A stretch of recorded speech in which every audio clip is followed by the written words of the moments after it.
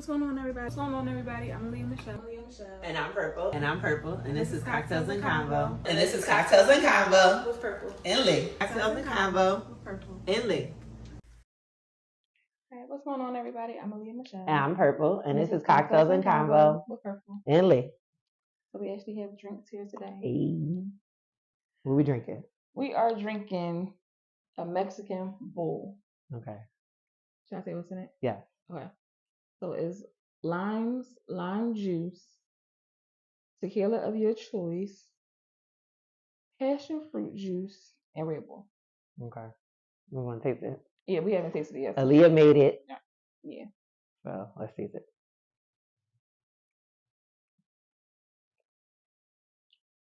Now I taste the Red Bull. I feel like I tasted tequila. I definitely tasted tequila. I'm happy that you did coconut though, because if this was regular tequila, it would probably be too strong. It wouldn't have like enough flavor. You put a lot of tequila in here too. It reminds me of like a really strong margarita. Try because of the lime juice. Yeah, it's giving a margarita vibe. It's good. All right, so we have officially started having actual drinks. Yeah. This is gonna be a thing. Every episode, Lee. Every episode, we're gonna try. It's pretty good. But we gotta stick to like one liquor. That's good. Well, this one was talking about Hennessy and. Yeah, the other drink was gonna be Hennessy and tequila Hennessy. I haven't had Hennessy in a long time. It's good though. You know what? I think with this drink, it's one of them drinks where like I feel like it'll sneak up on you because it's not. I know how much liquor you put in here. Yeah. But it don't taste like you put as much. So like, and it's not like a like it give you like you want to keep drinking it. Yeah, because it's not like strong like. But you know the liquor is there. It's because it's coconut. If it was regular, it'd be like ah. Yeah, it's good. I like it. All right, so who gonna go first? You gonna go first? Or you want me to go? You know. All right, so I have seen this topic on 2 different shows because I'm a binge watcher. I always got something to watch, and it's around like fertility and especially women of a certain age or women with certain like health issues. They have problems with getting pregnant. Yeah. So on one show, it was a girl that wanted to donate her egg to her god sister. They're like really close. Her god sister was having like some fertility issues and she wanted to help by donating egg. And the husband had a problem with it. He's like, so that's gonna be a baby. Like, no, it's not gonna be my baby. I'm giving her my egg. She's gonna get a sperm donor. Yeah. So that she can conceive. And he was very much against it at first. I think after a while, he kind of like warmed up to the situation. But then I saw it on another show where it was twins. Yeah, one of the twins, she was like, I want to have a child, but I want the child to have my DNA. And since we had the same DNA, would you mind like, letting me get one of your eggs? And the sister was fine with it. But there was then an issue with like finding a sperm donor. Right. And so the sister that was donating the egg, the boyfriend volunteered to be a sperm donor and she got mad. So like, you can donate your egg, but I can't donate my sperm. So I posed the question, if you were in that situation, A, would you donate an egg to a friend or a family member? And B, would you have a problem with your significant other donating their sperm to a separate, like somebody on his side, not the same person? I feel like the same person, like that's too much. The same person. That would definitely be annoying. Yeah. I don't know. Should I read the comments first? Yeah, you can read the comments. There was some people who commented on that subject. Well, yeah.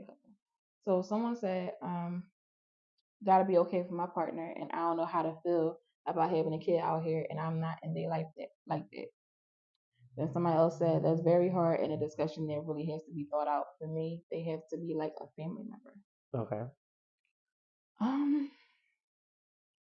For me, at this time, I'm gonna say no.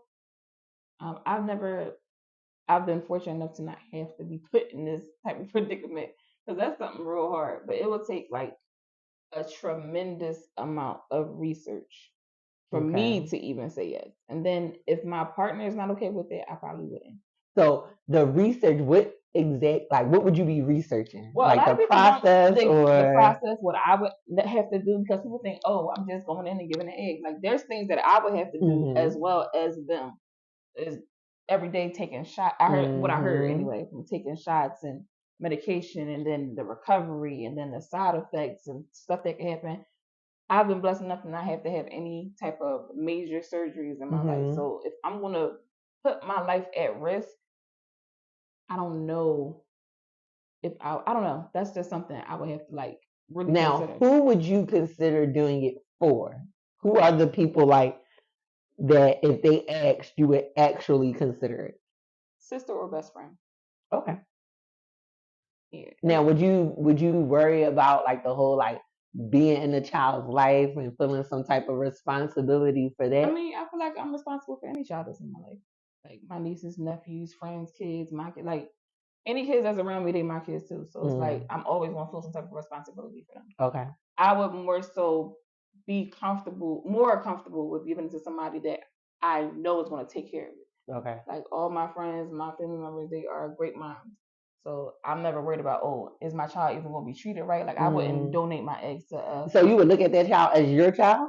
No, not like, oh my God, they raising my baby. It's just like that's their child. Like this is the child that you didn't necessarily conceive, but you're carrying this child, you're having this child.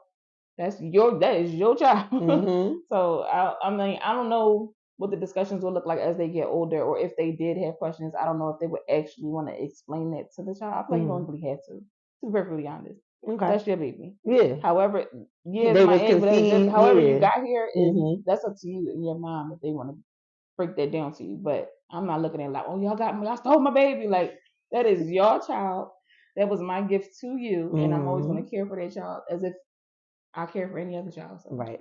So, all right, flip the script. What if it was your significant other who was being asked to be a sperm donor? Would you be okay with that? I feel like if we are in a place where we're done having kids, yeah. I don't want it to be a situation where we haven't decided what we want to do yet, but you out here giving out sperm. Like, no.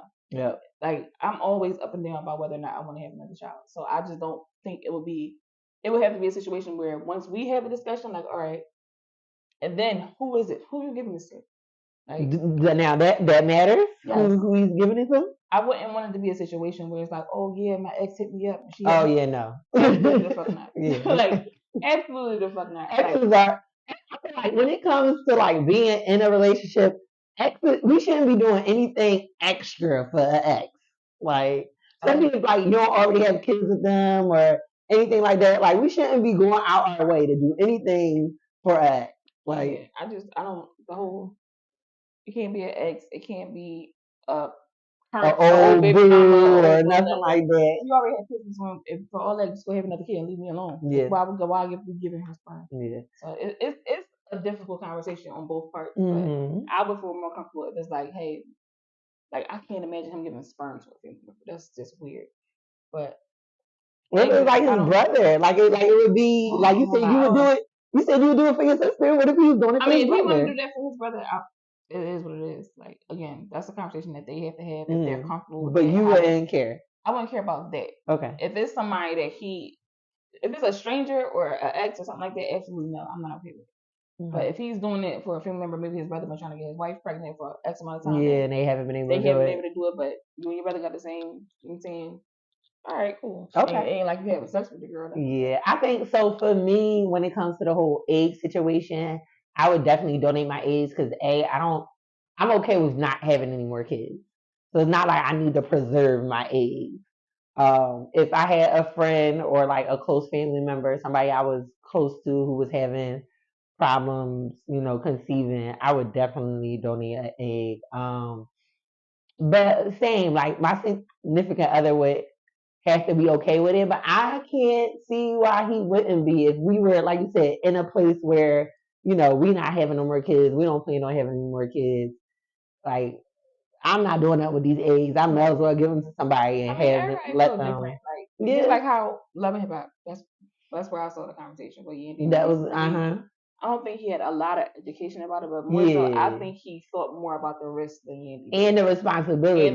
Yeah. So it's like I get where he was coming from. A lot of people are like, oh, he just don't want her to do nothing. No, y'all gotta think about this shit. Like, who's gonna be helping her with this recovery and everything like that? And they already have young children at home. They still gotta take care of. So it's like y'all gotta think about stuff like that. And when it comes to the shots, not even just the shots, the whole like it's an actual procedure. And so I saw it on Love and Hip Hop and on the show The Resident. That was the twins. One of the twins was donating her egg, and they said they stick a needle in your little thing to get the eggs out. See, stuff like that is just like it's something to really think about. Like I get why somebody want to do that for their family member, especially if they have had a hard time having kids, they getting older and stuff like that. But like we have to like literally go through everything, like after considering everything. Then I was like, okay, maybe I can. I think I would do it for a few And as far as like sperm with my partner, it definitely depends on who it is and what are the expectations like once the baby is conceived and born. Like what are you going to be expecting from him, if anything? Now, if it's like I said, a brother or a friend or something, he's donating sperm and they about to have their own little family going on and we gonna be out of it, go ahead, shoot your shot in the cup and give it to him. Like I'm not tripping over that. Especially if I don't plan on getting pregnant again, do whatever it is you're gonna do with your juices. Not over here. Yeah, like it's too much. I mean, all right. So, are you against like just your partner being a sperm donor, like a anonymous sperm donor? I am. Why? Because it's just too much, and then it's like I don't know the real process with the whole going and getting somebody's sperm thing. I know it's supposed to be anonymous, but like, what if one day the mom doing some stuff? People be finding out. Exactly. So they find now, out. Granted, anytime I've seen somebody find out, it's been like on a show. But I don't know if in real life. Yeah, you never know.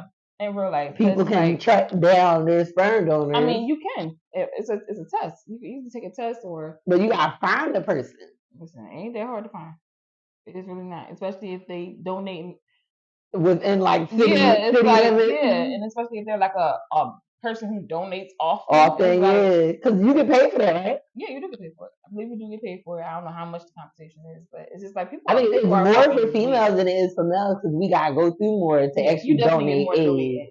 Yeah, but no, I just the whole random thing, and then 10, 15 years from now, somebody come knocking on the door hey, oh, this your child. It's like I don't know. I think about shit like this, so it's like no strangers, please. No strangers. No strangers. Strangers ain't here. No, absolutely not. All right. So what was the other topic? All right. So the other topic was, can a friendship be repaired after the issues have been brought to the internet? Did have a couple. You want to go over comments or you want to answer first? So some of the comments. Agree and disagree. It really depends on exactly what was being posted. Someone said that forgiveness is powerful. Plus, we're in a new era where people don't have time to think and process before they run to the internet. And another person said it definitely won't be the same if it's resolved. What you think? So I'm going to give my opinion, then I'm going to comment on some of the comments. So you got to bring them back up. But so for me, when it comes to social media, because of our day and age now, I feel like one of the comments that you said was a lot of people don't have time to process before going to social media. I think that's an issue because you should take that time to process before you go to social media. Exactly. Social media shouldn't be like your go-to. Now, granted, I think people who use social media as their go-to is because they don't have maybe someone to talk to or an outlet, or they don't have those skills to like process stuff on their own before going to social media.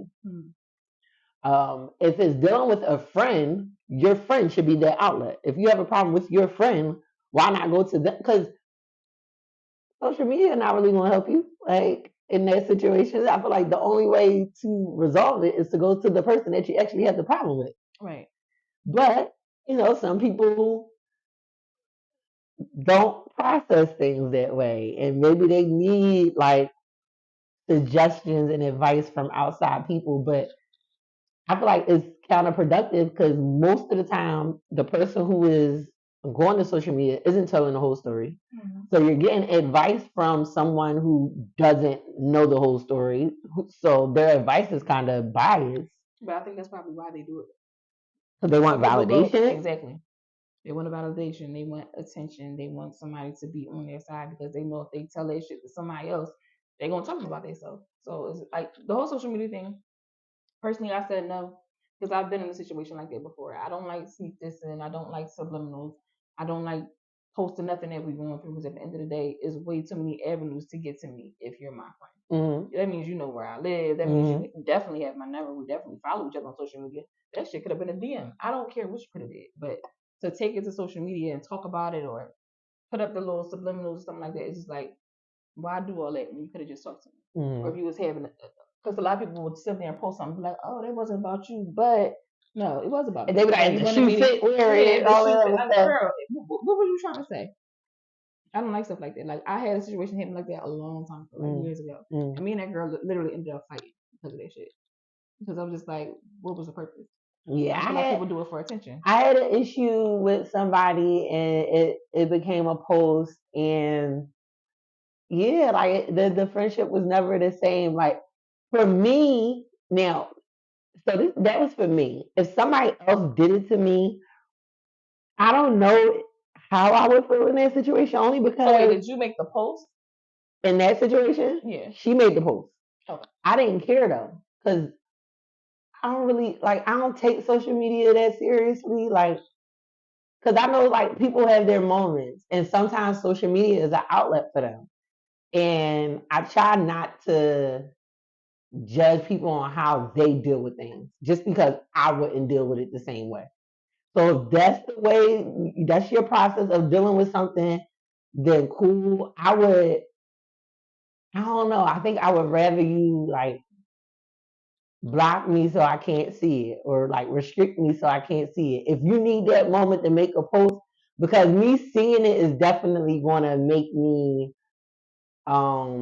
react to you differently if it gets to the point where we do have a conversation about it later on. That post is definitely going to be like in the back of my head. I'm not going to care about it in that moment. When I see it, I'm just like, oh, well, she mad, she whatever. No, I'm here. Excuse me. Why you ain't just say it? Because I don't know. I'm not a confrontational person. I feel like we can have a conversation about anything. I don't care how hard it is. I don't care how much you don't want to say it or I don't want to say it. A conversation can literally be had about anything. But once you start egging something on, or you only want to tell one side of the story, that's the part for me. At the end of the day, I don't even have a problem with you telling your side of the story. But when you bring it to anything that's brought on social media, other people are going to see it. And once you start putting stuff out there about our friendship, and then turn around and then try to reconcile, it's just not me. I don't trust you, man. Yeah. Because what else you out here talking about? Yeah. Like if you my friend, then you might know some shit about me, and you want to sit up here and do all this and get into it on the internet when you literally could have texted me. You typing, bitch, text me. Like, yeah. You doing all this, you talk, bitch, text me. That could have been anything. Yeah. So to take it to social media, I feel like you wanted the attention, you wanted validation, you wanted somebody to be on your side because you probably already was in the wrong in the first place, or something like that. Or if you feel a way about something, you could have just asked me, or you could have said it. But I think so. You said something about like talking about me. So I had a situation where it was three friends. All right. So let's say A, B, and C. Right. A and C was friends. Okay. And then C and B was friends. And C introduced B to A. So now they all cool, right? Okay. And C was talking shit about A to B, right? Okay.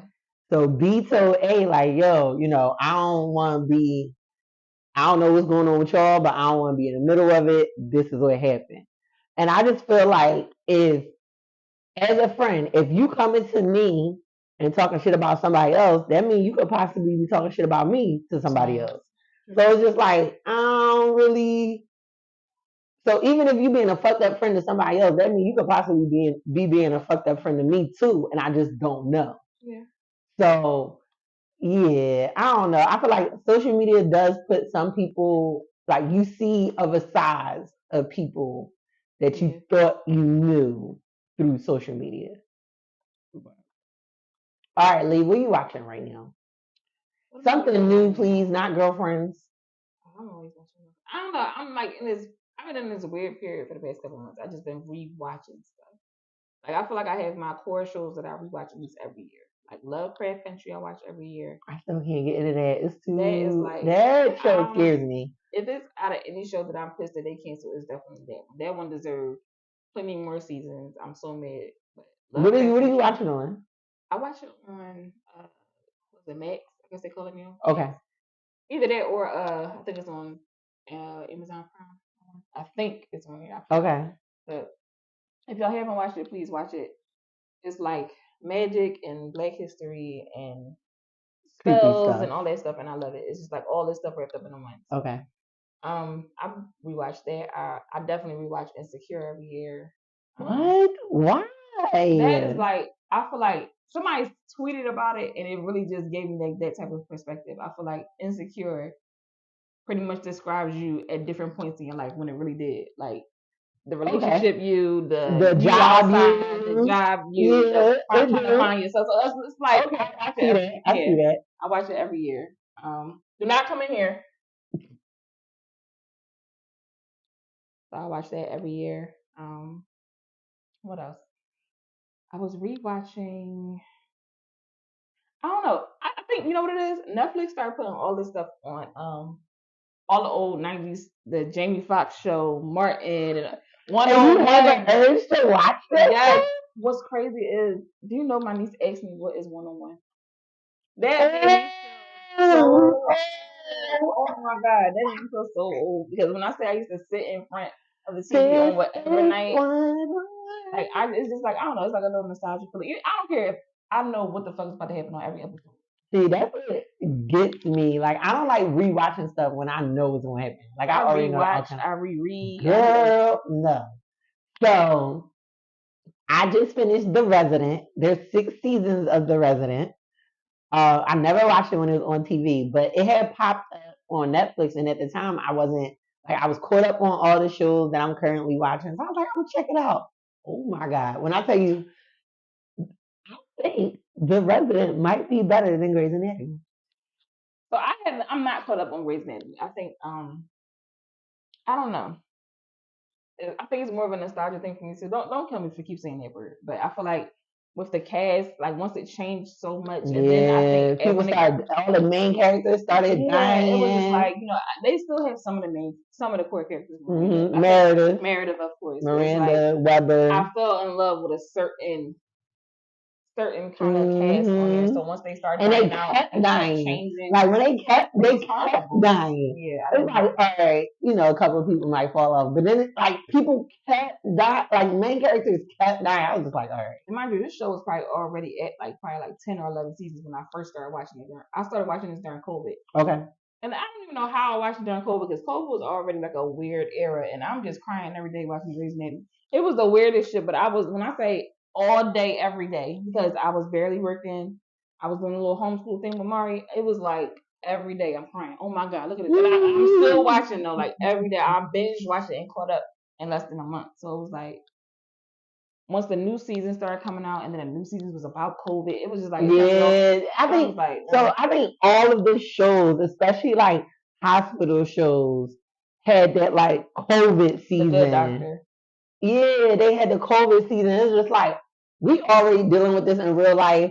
TV is supposed to be our escape. I don't want to see COVID on TV too. But I expected everybody to jump on it. I'm mad. I wanted I think all the shows that I watched was on that type time because I watch a lot of like hospital shows and like first responder shows. I just wanted one show to just be like it wasn't here taking place in real life. Like, but that's just like kind of like how with the Breonna Taylor and the George Floyd thing where everybody was dying by the hands of police. Yeah. Next thing you know, it was on the shows. Law and Order. All the shows started talking about it. So it was like I expected it to be on it, but I didn't expect it to be that long. Like Meredith took forever to wake up. I didn't even finish I didn't think she was gonna wake up. I You didn't didn't even. see? You didn't see No, it when she woke up? she was Oh still sleeping my God. mind because I never finished that season. Oh Like, yeah, it was you just, gotta catch up because you know it's episode like 20 now. listen, I could not get past it, and it was like every episode I kept watching was like, I think I got to the episode where she was still asleep and they were doing like cameos where her sister came back and Mark came back and Derek came back and stuff like that. So I did want to see that because I wanted to see Derek come back. But after that, it was like, bitch, you ain't up yet. Like, You know, she wasn't. I was over it. All right, so I finished The Resident and then I caught up on. So are you caught up on BMF? So I just started watching it. It turned me off. It did me too. I'm not even. off. So this season I haven't watched it at all. I literally just started watching it. Mind you, this season is like 7 episodes in. Oh shit! I did not that know. much I was behind. literally like, you know what? I haven't started it at all. Because I literally, when BMF first started, I was hearing about that shit on Yeah, TikTok, I know. Facebook, Yeah, Instagram. You yeah. away from it. You made me watch it. Now it's like I don't hear nothing about it. I saw maybe a couple posts, but I'm like, oh, this season must be trash. Yes, and that's what I'm seeing the post about, saying that it was trash. I was literally gonna wait until it was done to watch it, but I'm like, I don't really have nothing to watch. Let me try. And that's where I'm at right now. I caught up on everything. But I'm on episode 3 of the new season. It's actually not bad to me. I think what's making it bad for people, and it kind of don't say that for details. Okay. I think they're bringing on too many famous people that aren't actual actors. And I think that's what's turning it off for people. Yeah, because I've seen Snoop is on it. It's like like Snoop was already he's not bad though. Okay. But yeah, like, Snoop was a bastard. Yeah. Okay. But they're bringing on other people. But as I'm watching it, it's like their roles aren't anything that significantly impact the episode. So I think you know what I think 50 might have did with this is just like wanted to put everybody on. So he like, oh, you come do episode, you come do episode, you get episode, you get episode. He turned into Oprah and giving out. And I love Young Miami, but the episode that she did had me cracking up when she was Nisha, where's that episode? My husband, like I was just cracking up. Like I guess that's why you don't want a lot of people on there that's not actual actors or taking acting seriously. But you know, a lot of music artists want to step into that. That's fine. But I feel like take the proper steps. Like when he take some classes. Misha's son to be on there. Misha had never been in there. He wasn't an actor. Yeah. 50 literally paid for him to take acting classes and stuff like that to be in that role. So and that's like, it. Yeah. So right now, I need you to start watching. Well, you said you're watching BMF. I am watching BMF. So, what else you want to catch up on that you haven't watched? What's up with you and the Good Doctor? So with the Good Doctor, for me, it was kind of like the same thing. I just never picked back up after COVID. Like once the COVID, I wanted to. It was really good. Yeah, it was really good. All of the COVID stuff. I be trying, but it's see like, the other side. Once I get ready to watch the hospital stuff, I'll give it a couple months. All right, so not next episode, but the episode after that. So our May episode. Yeah. You gotta finish what? What you gonna catch up on? Not outside of BMF because you already watching it. I haven't been watching. Pick a show because you're not caught up on nothing. So one thing that I did, I could watch stuff like what did I tell you to watch? I told you to watch something more. Love Is Blind.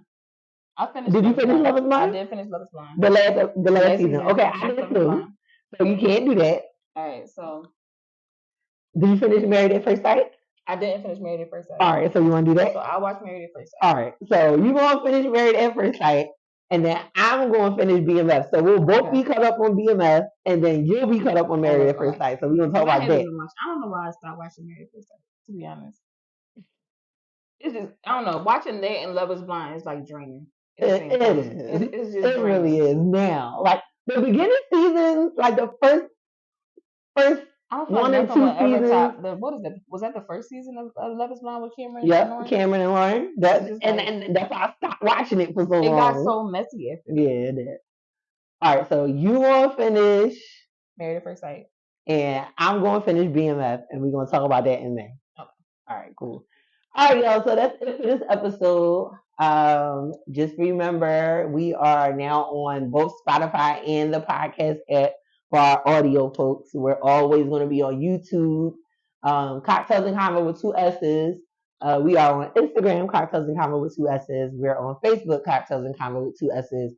And if y'all keep watching and give us some views and some likes, we just might do a Twitter. We still playing with that.